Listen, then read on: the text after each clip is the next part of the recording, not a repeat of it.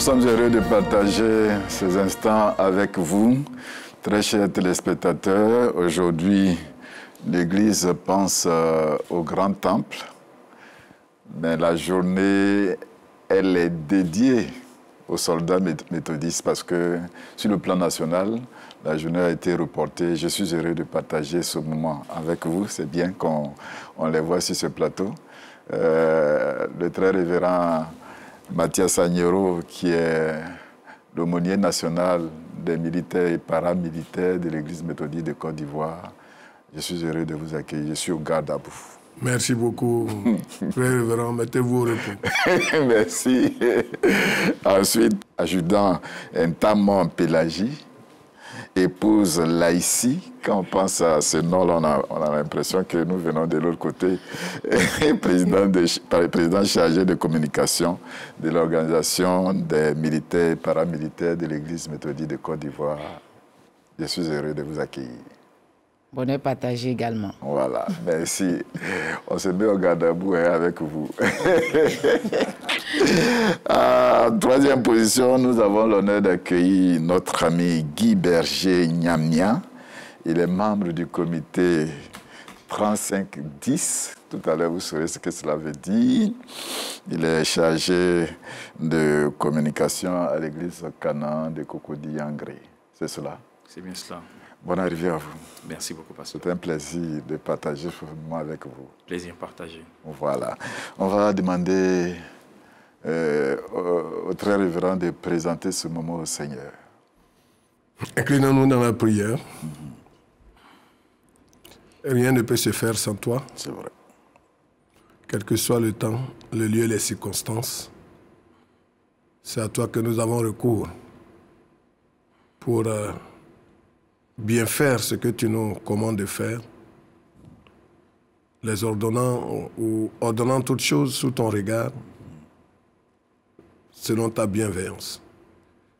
Sur ce plateau où nous sommes pour présenter la journée du soldat méthodiste, Seigneur, nous invoquons ta présence par ton esprit, afin d'illuminer chacun de nous et permettre que ce moment te rende gloire et glorifie ton nom, mais participe de l'édification de ton peuple et au bonheur de cette communauté qu'est l'Église méthodiste. Gloire te soit rendue au nom de Jésus. Amen. Amen. On va penser que j'ai oublié notre ami, qui est notre personne de ressources pour nous aider à comprendre le texte en anglais. C'est le révérend pasteur Mensah Goka Kudjo. Bonne arrivée à vous. Thank you very much. Voilà. Il est le responsable pasteur principal de la communauté anglophone de l'Église méthodique de Côte d'Ivoire, aumônier du cours secondaire méthodiste du Plateau. Comment vous allez? Je vais bien, merci. Il faut saluer nos amis. Oh, we're greeting all of the English-speaking folk of Côte d'Ivoire, and we are here to let you know something about the day in English. On a envie de voir la communauté grandir, pas seulement au Plateau. Oui, la communauté est en train de prendre de l'envol. Elle existe déjà au Plateau, elle est bien structurée, son PL et tous les membres, un conseil bien constitué. Et nous sommes en train de déployer en ce moment la communauté à l'est. On aura 3 communautés, et puis à l'ouest, 3 communautés. L'est vers le Ghana, l'ouest vers le Libéria et l'autre côté. Merci au révérend Mensah, ce n'est pas votre journée. Quand vous aurez votre journée, on aura l'occasion de parler de la communauté. Aujourd'hui, je suis avec les militaires de l'Église méthodiste de Côte d'Ivoire. Oui. Est-ce que ça marche? Dire que ça marche. Comme les enfants. On ne peut pas dire le contraire. Oui. L'organisation existe. L'aumônerie fait son petit bonhomme de chemin. Elle commence à entrer dans les esprits des uns et des autres et même à intéresser beaucoup de collègues qui voudraient même venir à l'aumônerie. Donc nous croyons que le travail qui s'est fait porte beaucoup de fruits. Et au niveau des corps militaires et paramilitaires, il y a un certain engouement une mobilisation, même s'il y en a qui sont encore à la traîne, mais nous croyons que la chose est lancée. Hein. Ceux qui sont en retard, les portes sont ouvertes, ils peuvent toujours nous regagner pour que les missions qui nous sont confiées par l'Église puissent être accomplies. La preuve, dans plusieurs églises, les corps habillés militaires et paramilitaires qui y sont assurent et assument la sécurité. Donc je veux dire que les églises ont pris fait et cause pour l'organisation et elles la sollicitent d'ailleurs quand les manifestations y sont organisées. Donc je veux dire que c'est vrai que beaucoup se demandent encore ce qu'il en est de cette organisation, mais je pense que petit à petit, tout le monde entrera dans le... Je vais dire, tout le monde entrera dans le moule.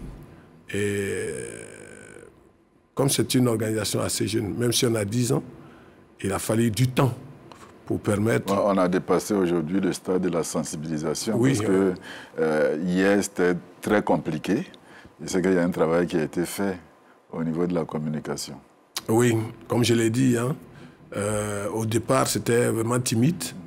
Les uns et les autres avaient une certaine crainte, mais aujourd'hui, avec la sensibilisation, la communication qui a été très active par la présidente, je pense que beaucoup ont compris que l'organisation est leur creuset, est là où ils doivent pouvoir s'exprimer convenablement et exprimer leurs dons et talents. Maintenant, là, ici, le secret.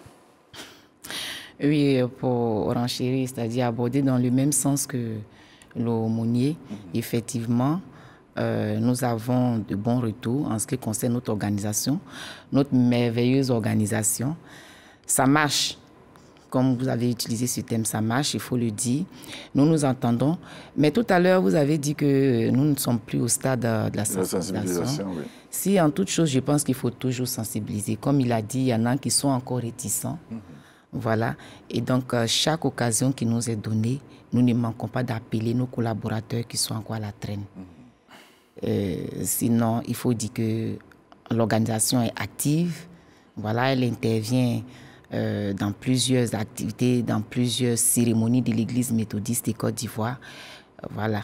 Nous sommes là et nous espérons que nos collaborateurs qui sont encore à la traîne puissent vraiment nous rejoindre. Peut-être qu'ils n'ont pas encore compris le sens et l'objectif que l'Église veut. Non, on ne peut pas le dire comme ça. Je pense que l'objectif de militaire, ou bien le but de la vocation que Dieu a adressée à ceux-là qu'il a appelés sous le drapeau, c'est de maintenir la sécurité, c'est de faire la sécurité, c'est d'apporter la sécurisation pour du peuple. Et puis, est-ce que c'est important au niveau, oui, au niveau de l'Église, au niveau d'une communauté? Bien sûr, c'est important, pasteur.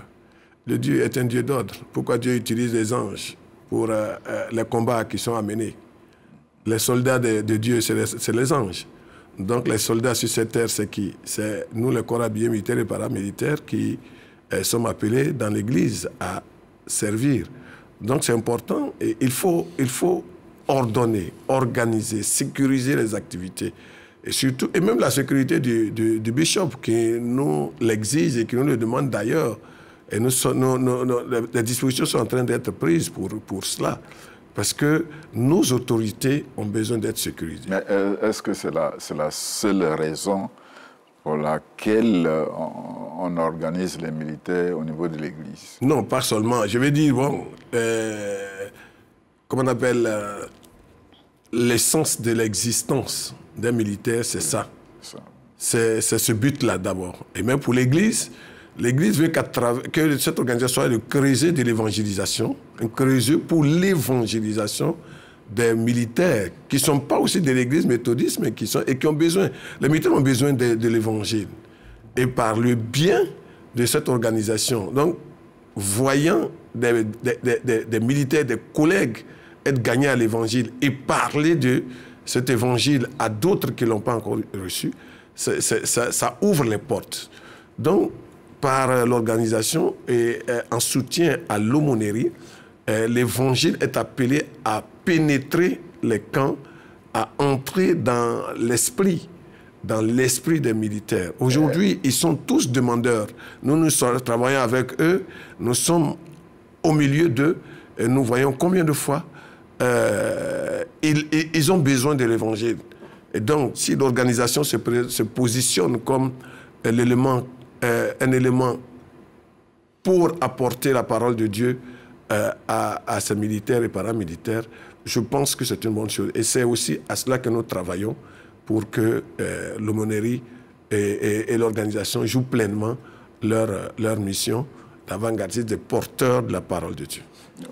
Cette année, on peut faire de façon rapide un bilan.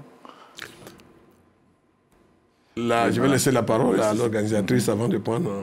Oui, parlant des bilans, en ce qui concerne les activités, il faut dire que chaque année, nous avons 2 grandes activités principales, à savoir la journée du centenier, qui s'est d'ailleurs bien tenue, et puis la journée du soldat méthodiste qu'on devait organiser le 21 septembre passé.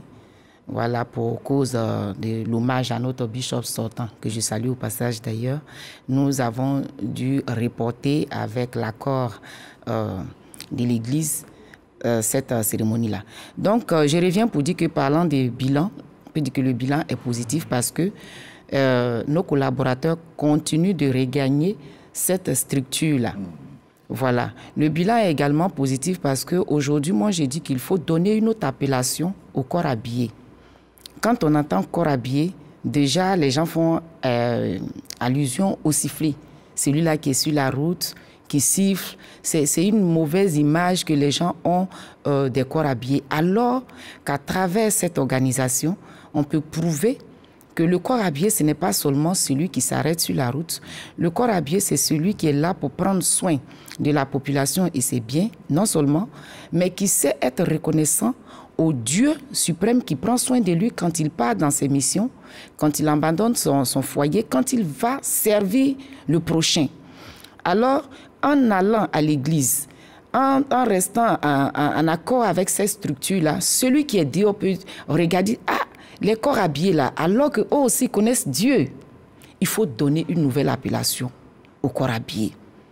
Et donc, comme je le disais tout à l'heure, chaque fois que nous avons la possibilité d'appeler nos collaborateurs qui sont encore dehors, qui pensent qu'ils peuvent seulement compter, parce que le Seigneur nous a fait grâce et nous disons, nous avons 2 types de sécurité. Nous avons non seulement nos âmes, mais nous sommes convaincus.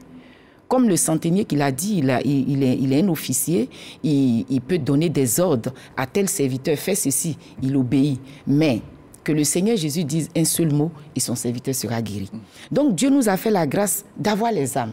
Nous avons les âmes, mais nos âmes ne peuvent pas nous sauver. Nos âmes ne peuvent pas nous sauver. Alors celui qui prend soin de nous, c'est le Dieu tout-puissant. Et donc, si nous avons la possibilité d'être reconnaissants à ce Dieu-là à chaque instant, je pense que cela est bienvenu. Et les gens ont commencé à comprendre, nos collaborateurs ont commencé à comprendre. D'ailleurs, cette activité que nous sommes en train de lancer là, quand bien même qu'elle a été reportée, les gens ne se sont pas dit non, comme ça a été reporté, on ne part pas. Ils appellent, ils demandent, mais comment est-ce qu'on va? Comment ça va se passer? C'est dit que le bilan est positif.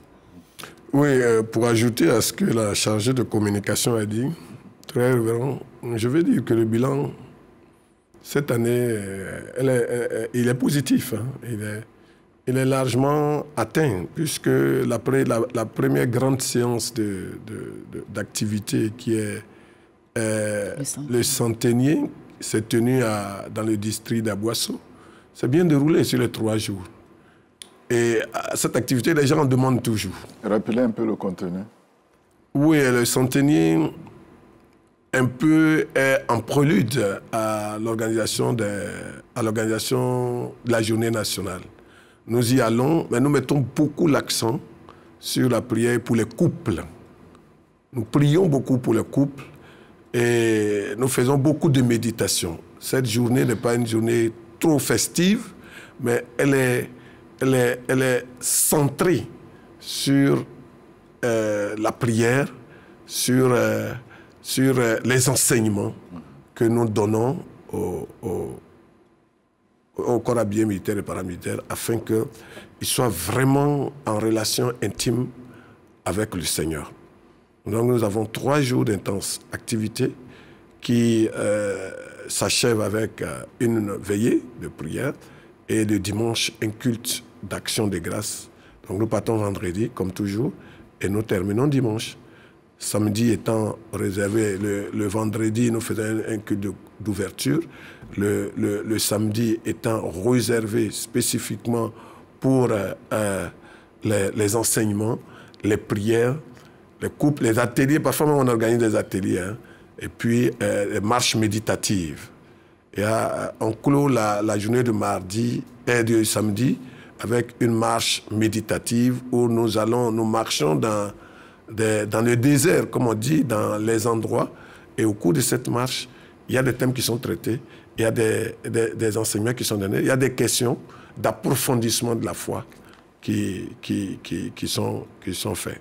On va parler tout à l'heure de la journée. Aujourd'hui, vous faites l'autre culte où? Mais je voudrais, comme je disais tout à l'heure à l'entame, que la sensibilisation n'a plus son sens. Madame Laïci m'a dit que non, c'est important.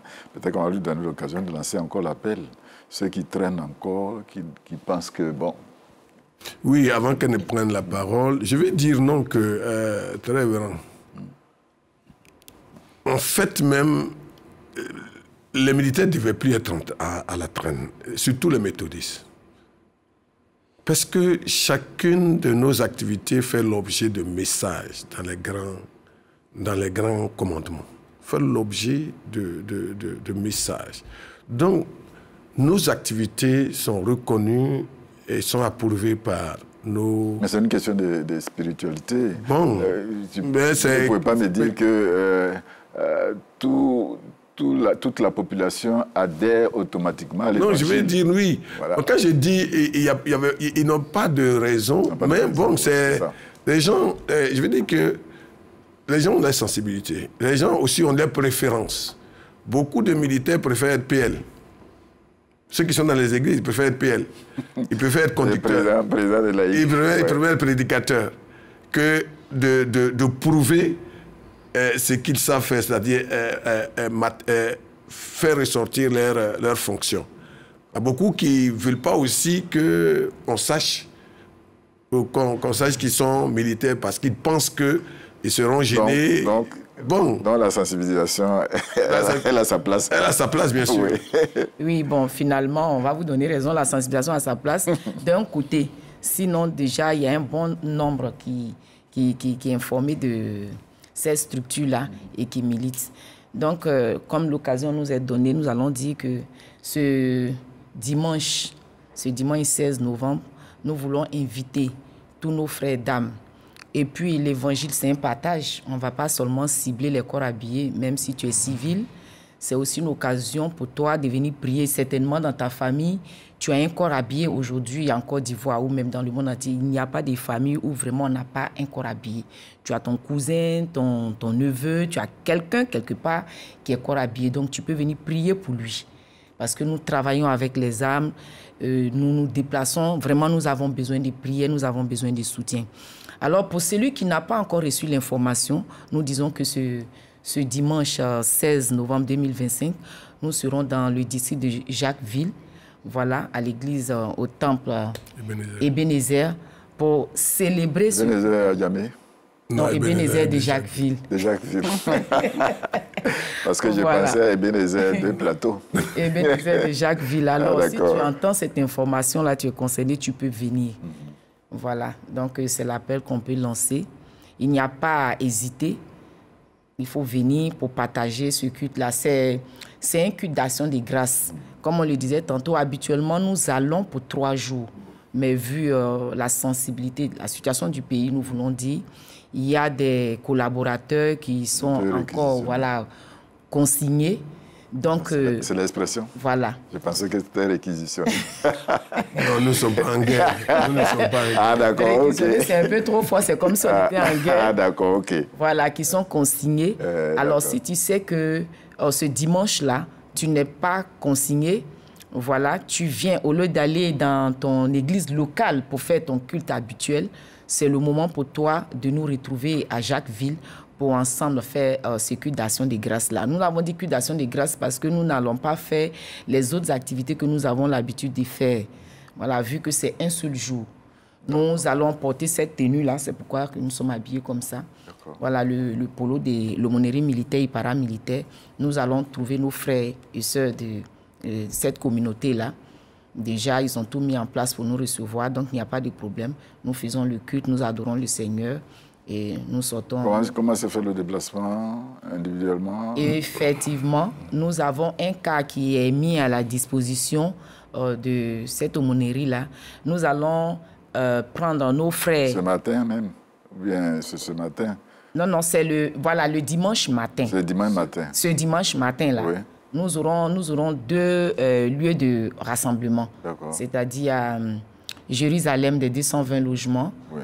Voilà, le cas va passer là-bas, prendre le premier groupe. Donc, on a demandé à tout le monde d'être là avant 6 heures parce qu'à 6 heures, nous quittons Abidjan. D'accord, ok. Et puis, après Jérusalem, nous venons à Exode de Sikoji pour prendre les autres frères. Et puis, nous partons pour le lundi. D'accord, on va revenir à vous tout à l'heure. Je vais permettre à mon ami Vincent de vous traduire en 2 minutes. OK. Mettre l'accent sur la sensibilisation. Okay. Et puis l'appel. Très bien. Voilà. Okay, this morning we are receiving the church, military and paramilitary organization chaplaincy. We need to know a couple of things concerning this organization. The first thing is that it is an operational organization established in each local church. Secondly, we need to know that since it is a 10-year organization, the sensitization phase is over normally.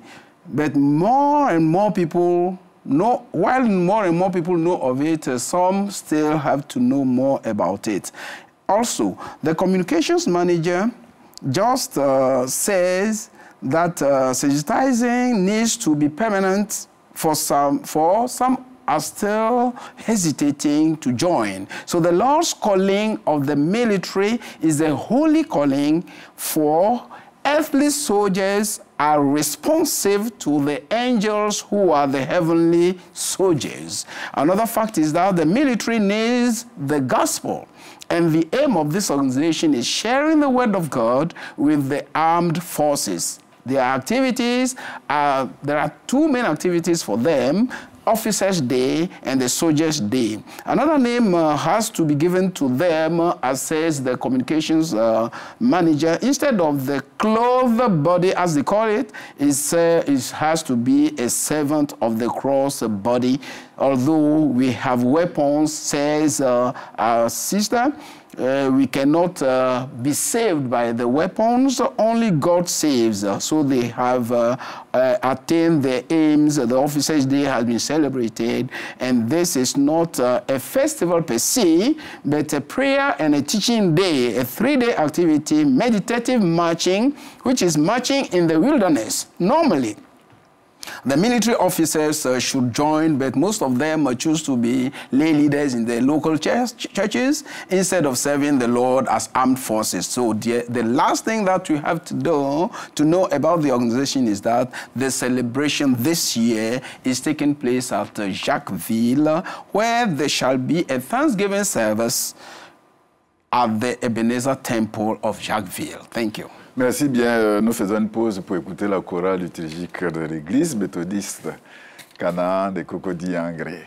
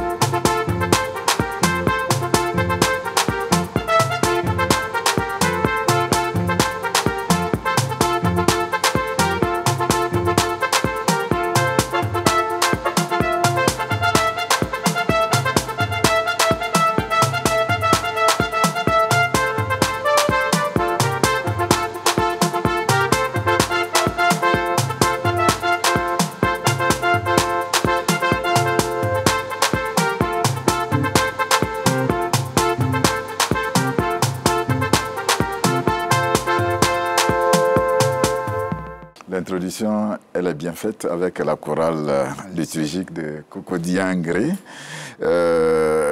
Monsieur Guy Berger, vous avez dit que vous êtes membre du comité 3510. Les téléspectateurs ne savent pas ce que cela veut dire. 3510. Alors, déjà, avant tout propos très révérend, si vous me le permettez, c'est déjà d'adresser mes chaleureuses salutations au révérend pasteur William Zoukouan, pasteur en charge de la communauté Canaan de Cocody Angré.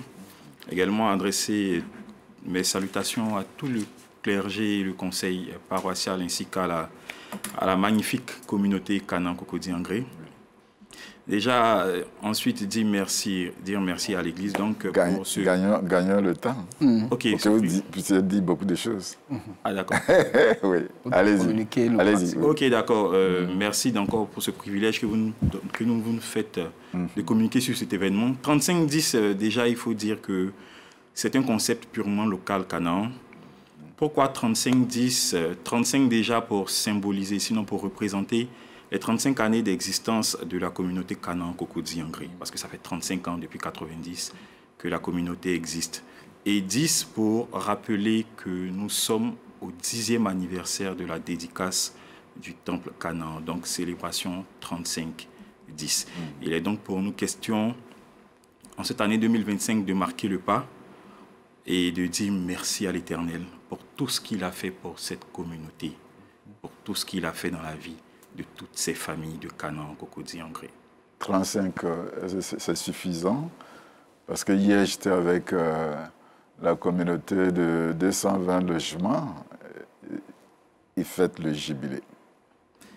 Est-ce qu'on a besoin de fêter 35 ans? Et déjà, il est important de dire merci, parce que nous avons suffisamment demandé au Seigneur. C'est vrai que nous demanderons encore demain et après-demain. Il est de la nature de l'homme de toujours demander. Mais déjà, 35 ans, il était important de dire merci pour tous les acquis déjà. Parce que, voyez-vous, en 90, commencer des cultes dans un salon et ensuite dans une terrasse chez une famille. Et quelques années après, avoir la grâce d'avoir un site pour pouvoir tenir ces cultes avec une cinquantaine, voire une centaine de personnes. Et à l'heure où on vous parle aujourd'hui, nous avons une bâtisse capable d'abriter les cultes avec une capacité de plus de 1000 fidèles. Et c'est un pas énorme. Après 35 ans, peut-être certains, après 35 ans, n'ont toujours pas réussi à le faire, mais nous, il était important pour nous de dire merci au Seigneur. Merci au Seigneur. Et nous visons plus loin, nous visons plus haut, mais déjà, le premier pas, c'est de dire merci pour tout ce que nous avons. On peut aujourd'hui dénombrer combien de membres environ? Il serait difficile, mais nous sommes à plus du millier déjà. Canaan, c'est quand même beaucoup de monde. Mais pourquoi vous avez jumelé avec les 10 ans de dédicace? Parce que 10, c'est un chiffre symbolique. Déjà, 10, c'est un chiffre symbolique. Et cette année 2025 coïncide avec, on va dire, les 35 ans d'existence, coïncide avec les 10 ans de dédicace. Raison pour laquelle nous avons couplé ces deux événements pour faire un 2 en 1. Qu'est-ce que la communauté veut montrer à l'Église méthodiste, et puis par extension? Déjà, une communauté forte existe déjà. Partir d'une cellule pour arriver à une communauté aussi forte et aussi imposante, c'est peu de le dire, c'est déjà une grâce de l'Éternel. Mais pour dire que nous voulons aller encore plus haut, comme je le disais tantôt, réaliser de plus grandes choses, de plus belles choses. Voyez-vous, pendant ces événements-là, il serait important pour nous d'honorer tous les pionniers, tous les devanciers, tous ceux qui ont travaillé à la création, sinon à l'installation de cette communauté. Et vous êtes en train de dérouler déjà le contenu de ces 35 ans 10. C'est ce que vous êtes en train de dire maintenant? Oui, puisque nous sommes de plein pied déjà. Et aujourd'hui, nous célébrons la fête annuelle des moissons. Déjà donc du côté de Canaan Angré. Et il y a encore de très belles surprises à venir. On peut aller découvrir cela. Ok, oui. Déjà, la moisson ouvre le bal. Parce que le mois de décembre est un mois haut en couleur, est un mois très festif. Déjà, nous avons tenu des panels c'était des ateliers, c'était des séances d'échange et de réflexion autour de la vie même de Canaan Cocody-Henry. Comment est-ce que la communauté a vu le jour? Comment est-ce que des hommes et des femmes ont contribué à bâtir cette communauté? Nous avons également touché du doigt les réalités, les défis auxquels nous sommes confrontés au sein de cette communauté. Et le 30 novembre, dimanche 30 novembre, il sera question de, pendant ce dernier panel que nous aurons, de mettre en lumière les ambitions et les perspectives de la communauté. 35 ans déjà écoulés. Pour les 35 prochaines, sinon pour les années à venir, où est-ce que nous voyons Canaan? Où est-ce que nous souhaitons positionner la communauté? Quel héritage cette communauté lègue aux générations à venir? Vous avez déjà des annexes? D'accord. Déjà, comme je l'ai dit, le 30 novembre, il sera question d'aborder le troisième dernier panel. Ensuite, les vendredis 5, samedi 6 et dimanche 7 décembre, nous aurons une grande foire, une très grande kermesse pour mettre en exergue, permettez-moi, les aptitudes, sinon les capacités des fidèles de Canaan et aussi des communautés sœurs. Qu'est-ce que nous savons faire? Ces jours-là, il sera question de présenter le savoir-faire local à l'extérieur. Pendant ces 3 jours, nous aurons également des consultations médicales ouvertes au grand public. L'entrée est libre. Les stands sont à un coût vraiment réduit pour permettre à tout le monde de ne pas manquer cette célébration. Et juste après, le samedi 13, nous aurons un dîner-gala. Un dîner-gala, et cette activité a un objectif, c'est une levée de fonds. Pourquoi? Parce que Canaan envisage de mobiliser des fonds à hauteur de 150 millions minimum pour acquérir des cars à usage de location, pour aider la communauté à être beaucoup plus autonome. Voilà. Et ensuite, juste après le samedi 13, bien sûr, il y aura tout ce qu'il y a comme projection de films et autres. Le samedi 20, l'avant-dernier événement, c'est une soirée de distinction. Une soirée de distinction, de décoration de tous les pionniers, les bâtisseurs et tous ceux qui continuent d'œuvrer pour le bien, sinon pour l'avancement de cette communauté. Et l'apothéose, très révérend, c'est pour le dimanche 21 décembre à partir de 9h. Le grand culte de célébration et le culte d'action de grâce. Vous avez dit 21? 21 décembre 2025. Vu que nous sommes aujourd'hui dimanche 16, nous sommes donc à la moisson, nous avons décidé de nous inscrire dans cette dynamique de faire les choses en grand pour les années à venir. Et pour cette année, nous avons 2 prix assez importants que nous mettons en jeu. Le premier, il s'agit d'un véhicule flambant neuf, un SUV. Et il s'agit d'une opération dénommée « Tout est grâce ». Et déjà, pour avoir l'opportunité, sinon la grâce de repartir avec ce prix, juste une semence symbolique à hauteur de 150 000 francs. Et le second lot, il s'agit d'une moto. Et pour tous ceux qui souhaiteraient repartir avec la moto, c'est juste 20 000 francs. Les tickets sont déjà disponibles et vous pourrez vous les procurer auprès de la communauté Canaan Cocody-Henry. J'espère que vous allez revenir sur ce plateau, mais peut-être l'appel à lancer. D'accord, nous voulons lancer un appel à tous ceux qui nous suivent. Mais avant par rapport au lot, oui. Par exemple, l'organisation des paramilitaires peut participer, ou bien seulement... Oui, cette opération est ouverte à toutes les communautés sœurs, à tous ceux qui nous reçoivent, qui ont l'information de cette activité qui se tient, parce que déjà, nous sommes passés sur les radios pour annoncer cette activité. Donc, vous avez la possibilité de participer, que vous soyez de Canaan ou pas, peu importe la communauté à laquelle vous appartenez. Allez-y maintenant par rapport à tout le monde. Et donc, il y aura d'autres prix, il y aura d'autres articles en vente pour la moisson, des valisettes de Sainte-Seine, des kits complets de Sainte-Seine et tout ce qui va avec. Et nous invitons tout le peuple de Dieu, que ce soit de Canaan, que vous soyez des communautés sœurs, ou même de la diaspora, pour tous ceux qui seront de passage à Abidjan durant ces festivités, ne restons pas en marge de cet événement. Et pour être dans cette dynamique, un pagne est disponible pour ces festivités au coût de Vous aurez dû envoyer le pagne. 6 000 francs. Bon, on espère que la régie pourra nous aider avec les visuels. D'accord, ok. Il y a également des gadgets, il y a des kits, il y a plein d'autres objets symboliques pour ne pas rester en marge de ces festivités. Aujourd'hui à 9h. Aujourd'hui à 9h15 du côté de Canaan. Et aussi, on aurait bien voulu venir avec, mais on laisse la surprise à tous ceux qui seront là de découvrir ce très beau pagne à la moisson. Et c'est cet événement qui va lancer, on va dire, l'effectivité, sinon la grande exclusivité de cet apparat-là.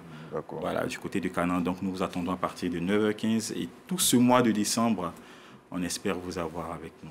Comment on peut vous joindre? Le temple Canaan Cocody Angré est situé à la 8e tranche, Angré 8e tranche. Donc vous pourrez prendre pour repère le marché Cocovico. D'accord. Donc on va dire à une 50aine de mètres de là, le marché, le temple, il n'est pas caché. D'accord. On va revenir à vous certainement. On va revenir à vous tout à l'heure, mais il y a un thème qui est très important pour lequel j'avais voulu que l'aumônier puisse nous aider à comprendre cela. Violence de déguerpissement pour le temple, maison de prière. C'est le temple. Le texte de Jean chapitre 2, versets 13 à 22. Merci beaucoup, très vrai. Qu'on le lise. Et comme nous allons aborder le volet de l'Évangile, permettez-moi de revenir un peu sur la provocation que vous avez posée à Angré, à savoir les annexes. Je pense que Angré a atteint, je vais dire, un certain niveau, et c'est pourquoi il célèbre. Mais qu'Angré maintenant mette dans ses objectifs l'implantation des églises ailleurs. C'est très important, c'est de ça qu'il s'agit ici. Faire du temple de Dieu, des temples de Dieu, une maison de prière. Ils sont conscients. Si, il faut qu'ils y mettent beaucoup l'accent. Bien. On va revenir à vous parce que je sais que Angré a des annexes. Voilà, allez-y. Voilà. Je veux dire que c'est le thème que nous développons pour cette journée, c'est la violence et déguerpissement pour le temple, maison de prière. Alors, ce thème, il dérive du témoignage que l'évangéliste Jean a rendu de l'œuvre et de la vie de Jésus-Christ au chapitre 2, les versets 15 à 16, mais bien plus tiré du texte de Jean, chapitre 2, versets 13 à 22, et que vous permettrez que nous lisions. On ne peut pas le lire entièrement. On va lire les versets, comme vous avez dit, le verset 15 et le verset 16. Les versets 15 et 16, ayant fait... de Jean 2, dit ceci. Ayant fait un fouet. Ayant fait un fouet. Avec des cordes. Avec des cordes. Je vous aide à le lire. Voilà. Ayant fait un fouet avec des cordes, il les chassa tous du temple, ainsi que les brebis et les bœufs. Il dispersa la monnaie des changeurs et renversa les tables. Verset 16, et il dit aux vendeurs de pigeons, ôtez cela d'ici. Ne faites pas de la maison de mon père une maison de trafic. On va aller certainement au contexte et puis quel est l'enseignement qu'on peut retenir. Il faut dire, pasteur, que Jésus ici a agi comme un militaire. Ah d'accord. Oui. Pourquoi? Parce que pour lui, en agissant ainsi, c'est de mettre un terme au désordre qui sévissait au sein du temple. Donc sa volonté était de purifier et de renvoyer du temple tous ceux qui en avaient fait un lieu de commerce. Ont transformé ce temple-là en un centre commercial. Alors qu'au départ, ce temple avait été dédié à la prière, à l'adoration. Donc voilà, comme vous parlez du contexte, qu'on se situe un peu à l'approche de la Pâque juive. C'est cela. Voilà, et Jésus s'étant rendu à Jérusalem après avoir posé un acte de grande valeur, à savoir transformer l'eau en vin délicieux, qui a été même apprécié au plus haut niveau par les organisateurs, et même qui en ont demandé pourquoi, qui ont voulu que ce vin-là soit celui qui devrait être servi en premier. Mais il a réservé cela à la fin pour montrer la capacité de Dieu de transformer, toute situation indélicate en une situation de joie, une situation heureuse. Et c'est à la suite de ça, que s'étant rendu à Jérusalem, qu'il va trouver que le grand temple de Jérusalem, le lieu céleste, le temple qui faisait la joie des Juifs, qui donnait du plaisir à adorer Dieu, qui a magnifié Dieu, a élevé Dieu, a été profané, on pourrait dire, est profané. Même pas qu'a été profané, mais est profané. Parce qu'en son sein, il y a les responsables de ce temple, et même les Juifs ont pris ce temple pour en faire, je l'ai dit tout à l'heure, un centre commercial, un lieu où se font des échanges indignes de la foi. Il y avait toutes sortes d'actes ou d'actions qui noyaient la foi, qui étaient en déphasage avec la volonté de Dieu, mettaient à mal la vie religieuse, la vie spirituelle de ce peuple-là. Du coup, Jésus, qui est annoncé par l'évangile Jacques comme la lumière, comme le Fils de Dieu, qui est la lumière et qui apporte la lumière et qui fait briller cette prière dans les ténèbres, ne pouvait pas ne pas agir et voir la maison de son Père être ainsi délabrée, être ainsi, être devenu ainsi un lieu où, où s'exercent des bandits. C'est l'occasion de les dire. Pour nous, en termes militaires, c'est des bandits, c'est des voyous. Parce qu'on ne peut pas prendre un lieu saint, on ne peut pas prendre un lieu pour échanger. Et puis, c'est des échanges à but non seulement lucratif, mais où sévit la corruption. La corruption à grand tirage. Jésus ne pouvait pas permettre cela.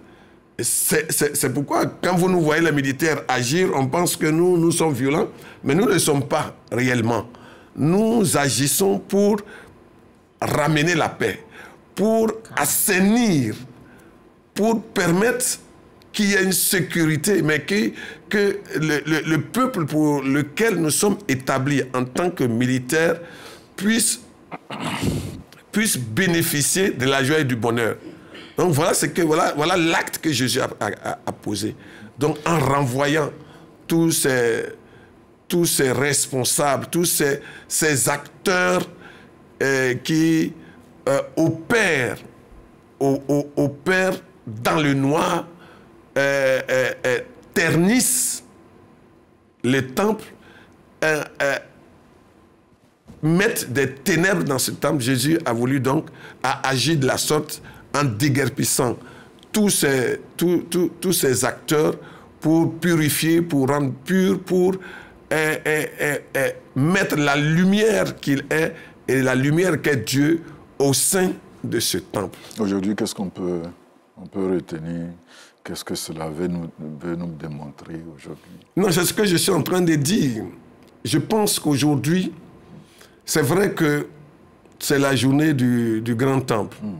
Et si l'Église y a mis ce thème, elle a justement en première ligne de voir, j'utilise le terme militaire en première ligne, parce que nous, quand on parle, c'est en première ligne. Et l'Église a vu en première ligne la volonté de préserver les temples des souillures, de permettre que les temples soient des lieux destinés à la prière. À la prière. Dieu sacré. Oui, mettre le sacré à la place qu'il faut. Et ne pas faire des temples, des lieux, des boxing même à la limite, où les pasteurs et les conseils, etc., les conseils et les fidèles même... Faites la guerre. Voilà. Font la guerre, vous me prêtez le mot, font la guerre. Nous, militaires, on ne peut pas accepter ça. On ne peut pas accepter que des temples deviennent des lieux où on ne vit plus la foi,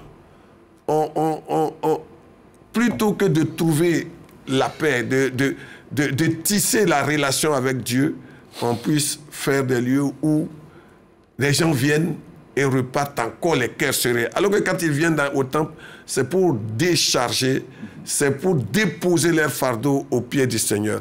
Mais en faisant du commerce dans ce temple, on a chassé le Seigneur pour y instaurer le Dieu argent, puisque c'est des échanges d'argent. On a instauré, l'argent est devenu le Dieu de ce temple, plutôt que ils mettent Dieu à la place, ça est le sacré, on a chassé le sacré. Du coup, Jésus, quand il vient pour, on sait qu'il est venu pour que le royaume de Dieu s'installe, que le royaume de Dieu soit annoncé. Et pour que ce royaume-là soit annoncé, il faut que la lumière y soit, il faut que l'évangile puisse être prêché l'évangile puisse être prêché dans des circonstances que Dieu a acceptées. Donc ça c'est, je vais dire quoi, ça c'est le premier volet. Comme nous sommes à la journée des soldats, je souhaiterais, et moi c'est vraiment l'exhortation que je voulais donner aux soldats, qu'ils sachent que la mission qui est la leur n'est pas d'exercer la violence par les abus de toute espèce. L'adjudant l'avait dit. On croirait que le policier, c'est celui qui s'arrête sur la route, qui siffle.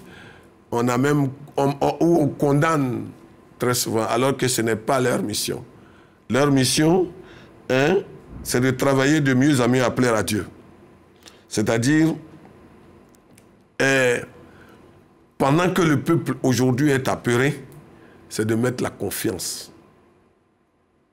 Mettre la confiance dans le cœur du peuple. Oui, le peuple est apeuré, c'est d'instaurer donc la confiance et mettre la paix dans leur cœur. Faire comprendre au peuple qu'ils ne sont pas là pour brimer, mais ils sont là pour les accompagner. Ils sont là pour les sécuriser. Et donc, s'il doit y avoir l'exercice d'une violence parce qu'un acte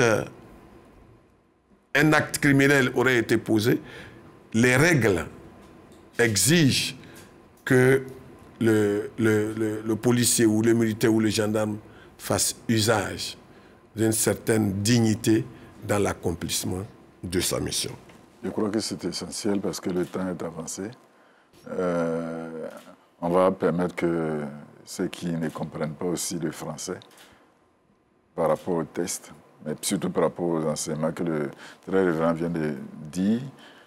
L'autre aspect que j'avais peut-être voulu qu'il puisse faire ressortir, notre corps aussi, et le temple. Bien sûr, ouais, comme vous m'avez dit que le temps est déjà parti. Je voulais aussi dire que aujourd'hui, ce que Dieu attend de nous, c'est pour ça que j'ai abordé le volet militaire. Ce que Dieu attend de nous, c'est qu'on fasse de nos corps des temples de Dieu, parce que c'est le temple du Saint-Esprit. Et c'est pourquoi, en travaillant pour plaire à Dieu, on permet à l'Esprit de Dieu, on se vide, on donne l'occasion à Dieu de pénétrer en nous, de travailler en nous par son Esprit et de nous diriger dans l'accomplissement de notre mission. Merci. Donc notre corps est le temple de Dieu. Et préservons-le en évitant de le souiller le maximum possible. Voilà, merci. Allez-y rapidement. We thank God for this day. The topic today is violence of eviction for the temple, house of prayer. The Bible lesson is John chapter 2, verses 13 through 22. A number of facts have to be pointed out. First of all, this topic derives from the topic verse, which is has been read in French for time's sake, we cannot read it now. Now, what was the context? Jesus here, as the chaplain says, is acting as a military man to put an order to the temple, which people have changed into a noisy, smelly marketplace. Jesus has just turned water into wine, turning a doomed situation into a joyous venue. So by driving out the animals and overturning the money changers, Jesus restored the aim of the temple, which is the house of prayer. It is a God-ordained purpose that Jesus is here restoring. Another point is that those traders are bankrupts. That's how we, militaries, we call them. They are bankrupts. And what they are doing is bankruptcy. So Jesus disrupted the corrupt system, performing a classic prophetic act of cleansing the temple. So this is the first line act to dedicate the temple to the sacred. Some today in our churches have turned temples into venues of struggle, but by so doing, they have sacked the God of mercy, the God of the sacred, and they have established the money God. So the reorientation act of Jesus is to make and to restore the new temple who he himself is. So the military man's mission, we need to know that, is to be God-pleasing and to be holy in the house of God. So the military need to show the people that they are trustworthy and they are securing them. So God is awaiting the military. God needs us to make our bodies the new temple of the Holy Spirit that we need to restore and to keep per se. May God himself and the Holy Spirit help us to achieve this goal with the military. In Jesus' name. On va aller pratiquement à la fin de notre rendez-vous. On va peut-être faire le tour des tables en 1 minute. On va commencer par l'événement 3510 et puis terminer pour donner les contacts rapidement. D'accord. Donc, notre mot de fin, ce serait de dire déjà merci à tous ceux qui, depuis le début de l'annonce de ces festivités, ont bien voulu s'inscrire dans cette dynamique-là et qui nous accompagnent jusqu'à la grande fête. Nous vous attendons à Canaan. Et je pourrais lui dire, Canaan, c'est vrai, 35 années d'existence, mais 10 ans de dédicace. C'est une communauté assez jeune. Et maintenant que la communauté est implantée, avec bien sûr aujourd'hui à notre actif 2 missions, déjà implantées, nous voulons nous projeter plus loin pour que la communauté soit une communauté beaucoup plus forte et avec des hommes beaucoup plus forts. Vos contacts? D'accord. Alors pour tous ceux qui souhaiteraient se joindre à Canaan pour cette très belle fête, sachez que vous pouvez nous joindre. Je serai lauréat pour bénéficier de pourquoi pas, ça nous ferait vraiment plaisir. Allez-y rapidement. Alors vous pourrez nous joindre au 2x07 96 48 62 et le 2x07 84 77 78. D'accord, merci bien. Madame Laïsi, vos derniers mots rapidement. Alors nous voulons déjà dire merci à l'organisation des militaires et paramilitaires, dire merci aux différents districts, voilà, les membres du bureau qui œuvrent à ce que cette cérémonie-là se passe bien. Nous voulons encore rappeler ceci, nous avons une seule date pour cette année, ce 16 novembre. Nous comptons vraiment sur la bonne foi et la volonté de nos collaborateurs pour qu'ensemble, on aille célébrer notre Seigneur. Tenue prescrite, c'est cette tenue-là. Voilà, le polo OMP. Mais l'aumônier vient de dire que le bas doit être treillis. Voilà. Donc, polo en haut et puis treillis en bas. D'accord. Oui. En 1 minute. Hein. Oui, bon, disons que c'est ce qu'elle a dit, hein, l'appel est lancé, mais il faut dire merci aux autorités ecclésiastiques, autorités ecclésiales de Jacquesville, qui nous ont réservé un très bel accueil. D'accord. Et qui, très révérend Suzanne, et qui permet que ce culte-là soit véritablement à l'honneur du Seigneur. D'accord. Nous disons aux militaires et paramilitaires qu'au sortir de ce culte que nous célébrons, le 29 novembre, il y aura les élections, le renouvellement du bureau national. Donc là aussi, c'est une activité qui demande la présence des uns et des autres. Et ça se fera aux 220 logements. Donc, nous vous disons merci aussi pour cette présence et disons merci au pasteur Goka pour cette traduction. Nous sommes heureux chaque fois d'être sur votre plateau, tout en vous disant merci et que Dieu véritablement bénisse chacun de nous. Merci beaucoup. Vous n'avez rien à dire? Non, I think our people have heard everything. De faire gagner le véhicule. Oh yeah, the 3510 event, the 3510 event of Cana Angry. Oui. We have motorbikes to be won as prizes, and also a brand new car that is getting to be won. 150,000 francs, and you win it. Vous avez besoin de changer votre moto. I have a very brand new car, but I win one of the. I have a very brand new motorbike, but I will win the brand new car as well because I need a car. Il suffit de donner simplement 150 000 francs. You just provide a seed of 150,000 francs and you get the brand new car for you. D'accord, merci. Merci à vous. C'était un plaisir pour nous de partager ce moment avec vous, le très révérend Mathias Agnero, qui est l'aumônier national des militaires et paramilitaires de l'Église méthodique de Côte d'Ivoire. Notre sœur Ntamon Pélagie épouse là ici. Elle est la chargée de communication de l'organisation.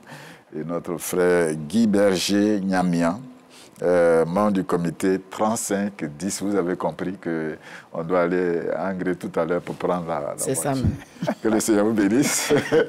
Nous saluons nos amis qui nous ont aidés à la réalisation de cette émission. Certainement le dimanche prochain, nous allons nous retrouver. D'ici là, que la grâce de Dieu vous accompagne.